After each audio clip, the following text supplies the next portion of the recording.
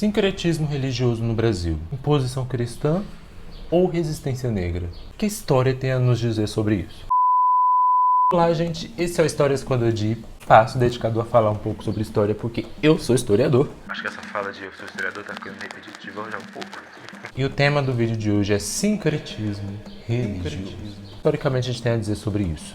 Eu quero ser rápido nesse vídeo para não enrolar muito. Sincretismo religioso é aquela prática que a gente costuma observar de, geralmente, por exemplo, se associar um orixá do candomblé ou da umbanda ou alguma entidade, não necessariamente um orixá, a algum santo católico, inclusive até os dias de hoje. É uma prática que começa lá no começo do que hoje conhecemos como Brasil, no período da escravidão. E a gente fez uma pergunta no início, né? Se é uma imposição cristã ou uma resistência negra. Acaba sendo um pouco das duas coisas. Se você olha para a história do Brasil, a gente consegue observar que lá no período da escravidão, os colonizadores, juntamente com a Igreja Católica, acabaram proibindo as pessoas negras, os africanos escravizados e os seus descendentes de praticarem suas religiosidades, de terem suas crenças. Tudo foi proibido, né? Tudo foi negado a quem foi escravizado aqui, a colonização do Brasil. Não se podia praticar ou cultuar os deuses africanos, né? Então, por um lado, houve sim imposição do cristianismo e da colonização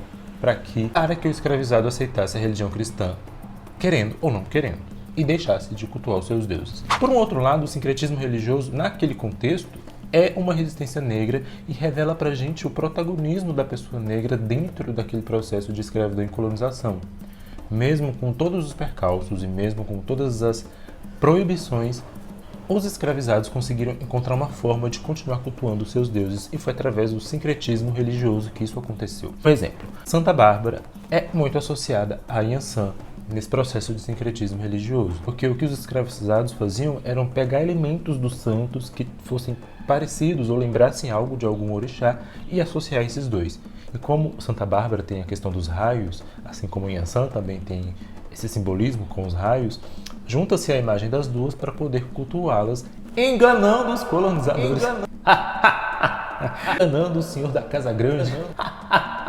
Enganando o padre safado. Tô rindo porque, gente, que mecanismo, né?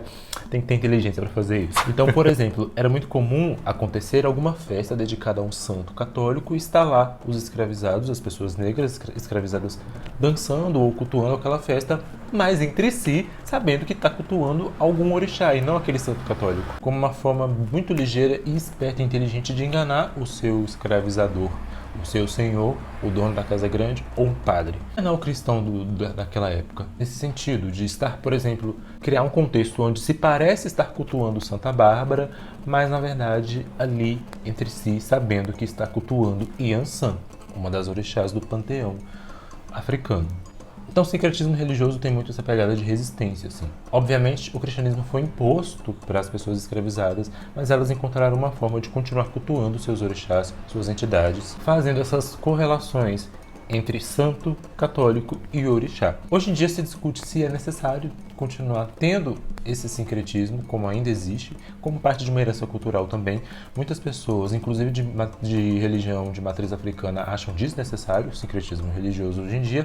Esse vídeo é para dizer que, historicamente, lá no início, o sincretismo tinha esse teor de resistência e esse teor também de a pessoa negra escravizada conseguir ter seu protagonismo dentro desse processo todo e criar algo para si, para continuar cultuando os seus deuses. Se é necessário hoje em dia ou não, isso é outra discussão. Mas deixe aqui no comentário se você sabia sobre isso, se você quer saber mais. Comente aqui, me segue, compartilha esse vídeo, bora falar de mais temas históricos, porque conhecer a nossa história é extremamente importante.